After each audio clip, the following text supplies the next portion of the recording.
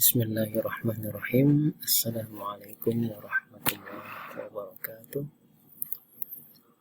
Alhamdulillah, pada kesempatan kali ini kita dapat bertemu kembali khusus kepada anak-anakku kelas 7A, B, C, D, dan E yang baru saja menyelesaikan ujian PTS.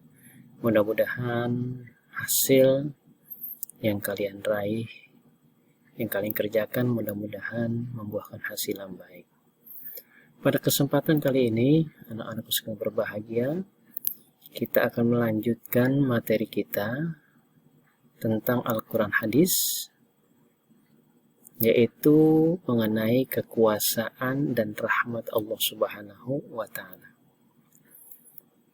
Nah, pada kesempatan kali ini yang akan kita bahas adalah keterkaitan, kandungan keterkaitan atau hubungan kandungan surah Asy-Syam ayat 1 sampai 10 dan surah Ali Imran ayat 190 dengan kuasa dan rahmat Allah Subhanahu wa Ta'ala. Bismillahirrahmanirrahim. والشمس وضحاها والقمر إذا تلاها والنهار إذا جلاها والليل إذا يغشاها والسماء وما بناها والأرض وما طحاها ونفس وما سواها فألهمها فجورها وتقواها قد أفلح من زكاها وقد خاب من دساها. Artinya, demi matahari dan cahayanya di pagi hari, dan bulan apabila mengiringinya, dan siang apabila menampakkannya, dan malam apabila menutupinya, dan langit serta pembinaannya, dan bumi serta penghamparannya, dan jiwa serta penyempurnaannya. Maka Allah Subhanahu wa Ta'ala mengilhamkan kepada jiwa itu jalan kefasikan dan ketakwaan. Sesungguhnya beruntunglah orang-orang yang mensucikan jiwanya itu, dan sungguh merugi orang-orang yang mengotori jiwanya tersebut. Itu adalah surah Asy-Syam ayat 1 sampai dengan 10. Adapun surah Ali Imran ayat 190 itu berbunyi Bismillahirrahmanirrahim. Inna fi khalqis samawati wal ardi wa ikhtilafil laili wan nahari laayatin liulil albab. Artinya, sesungguhnya dalam penciptaan langit dan bumi dan silih bergantinya malam dan siang terdapat tanda-tanda bagi orang-orang yang berakal. Nah, anak-anak sekalian berbahagia, lalu di mana keterkaitan kandungan surah Asy-Syam ayat 1 sampai dengan 10 dengan surah Ali Imran ayat 190. Nah, keterkaitannya kedua surah ini adalah, pertama, dalam surah Asy-Syam Allah Subhanahu wa Ta'ala menuliskan firman-Nya dengan diawali kalimat demi matahari, wasyamsi, demi bulan, wal qamari, demi siang, wan nahari, dan demi malam, wal laili, yang dapat diartikan mengandung makna sumpah. Jadi dalam ilmu nahwu, jadi huruf wawunya ini mempunyai makna wawul qasam, artinya wawu sumpah. Ya. Demi bulan, demi matahari, demi siang, demi malam. Ya. Kalau kita ingin bersumpah dengan nama Allah, wallahi, demi Allah. Ini. Jadi wawunya ini adalah wawul qasam, artinya wawu sumpah. Nah, itu dalam surah Asy-Syam. Nah, kemudian dalam surah Ali Imran menjelaskan tanda-tanda kekuasaan Allah Subhanahu wa Ta'ala. Ditunjukkan dengan adanya siang dan malam. Ya. Ukhtilafil laili wan nahar. Dengan silih bergantinya malam dan siang. Ya. Jadi memiliki kesamaan yang menunjukkan adanya kekuasaan Allah Subhanahu wa taala. Kemudian korelasi yang ketiga antara surah Asy-Syam dengan surah Ali Imran ayat 190. Dalam surah Asy-Syam Allah Subhanahu wa taala memberikan jalan penyucian jiwa melalui takwa. Dan Allah Subhanahu wa taala menjanjikan keberuntungan. Qad aflaha man zakkaha. Sungguh beruntung orang-orang yang mensucikan jiwanya. Wa qad khaba man dassaha, dan sungguh merugi orang-orang yang mengotori jiwanya. Nah ini. Jadi di situ dalam surah Asy-Syam Allah Subhanahu wa taala memberikan jalan penyucian jiwa melalui takwa. Fa'alhamaha fujuraha wa taqwaha. Nah, sedangkan dalam surah Ali Imran menyucikan jiwa dengan mentadaburi dan memikirkan kekuasaan Allah Subhanahu wa taala sebagai manifestasi, sebagai perwujudan penggunaan akal. Nah ini. Inna fi khalqis samawati wal ardh wa ikhtilafil laili wan nahar la ayatil liulil albab. Itu jadi dalam surah Al-Imran untuk menyucikan jiwa itu dengan cara mentadaburi dan memikirkan kekuasaan Allah sebagai manifestasi penggunaan akal. Nah ini diantara korelasi ataupun hubungan keterkaitan kandungan surah Asy-Syam ayat 1 sampai dengan 10 dengan surah Al-Imran ayat 190. Nah, anak-anak sudah berbahagia. Selanjutnya,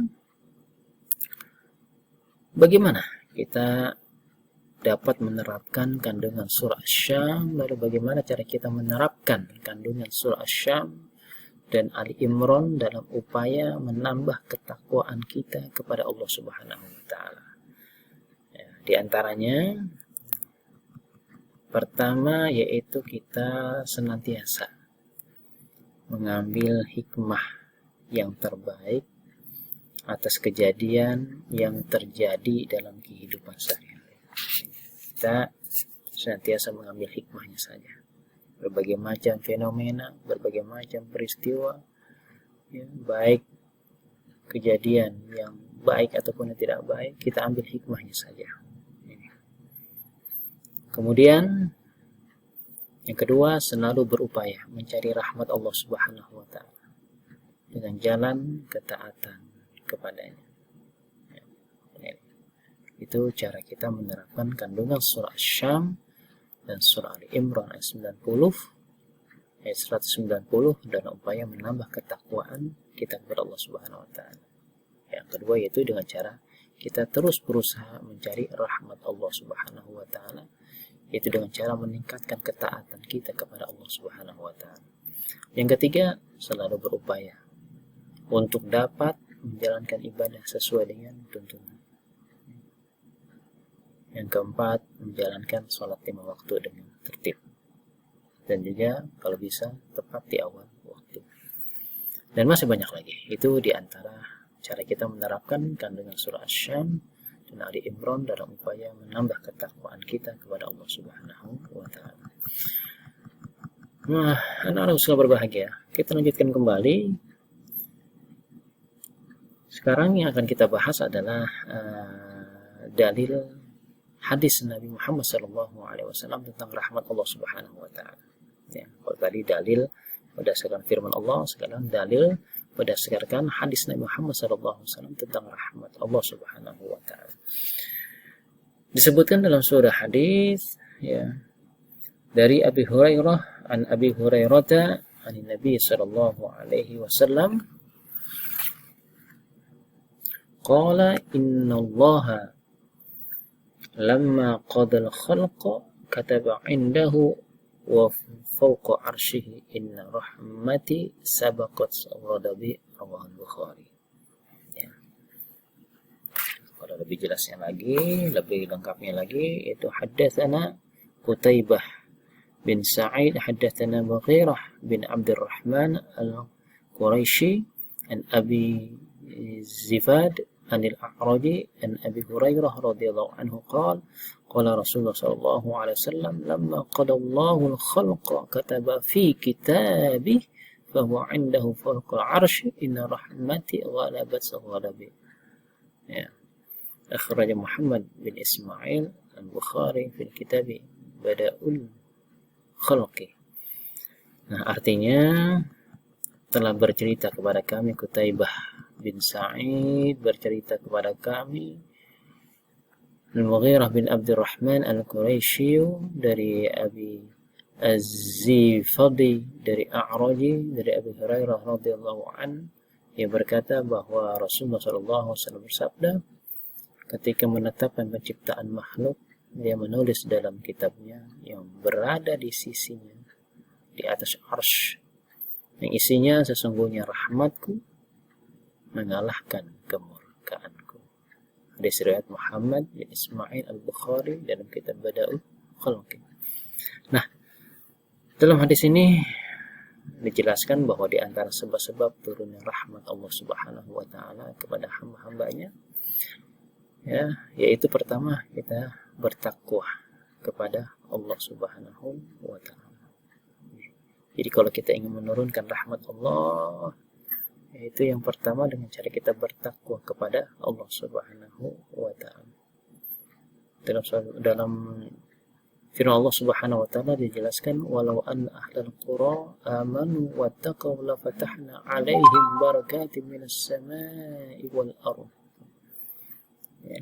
Jadi dalam bertakwa. Jadi kalau ada suatu negeri, suatu negara, walau an ahlul qura, di mana penduduknya semuanya itu beriman kepada Allah, maka sungguh kami akan bukakan pintu rahmat, pintu keberkahan, bukan hanya dari langit, tapi dari perut bumi pun juga akan aku keluarkan. Ini janji Allah Subhanahu wa taala. Jadi untuk kita dapat menarik rahmat Allah, keberkahan Allah, maka cara kita salah satunya adalah dengan bertakwa kepada Allah Subhanahu wa taala. Kemudian bertaubat kepada Allah Subhanahu wa taala. Itu yang kedua. Cara yang ketiga untuk menurunkan rahmat Allah Subhanahu wa taala, melakukan amar ma'ruf nahi munkar. Yang keempat, saling menasihati dan tolong-menolong dalam kebaikan, bukan dalam keburukan. Wa ta'awanu 'alal birri wat taqwa wa la ta'awanu 'alal itsmi wal 'udwan. Ini. Yang kelima, mengasihi fakir miskin. Inilah beberapa cara kita untuk dapat menurunkan rahmat Allah Subhanahu wa taala. Rahmat dan keberkahan Allah Subhanahu wa taala. Inilah di antara kekuasaan dan rahmat Allah Subhanahu wa taala yang kita pelajari pada kesempatan kali ini. Mudah-mudahan ini saja mudah-mudahan apa yang kita pelajari pada kesempatan kali ini, walaupun sedikit, mudah-mudahan menambah wawasan kita mengenai kekuasaan dan rahmat Allah Subhanahu wa ta'ala. Akhir kata, billahi taufiq wal hidayah. Assalamualaikum warahmatullahi wabarakatuh.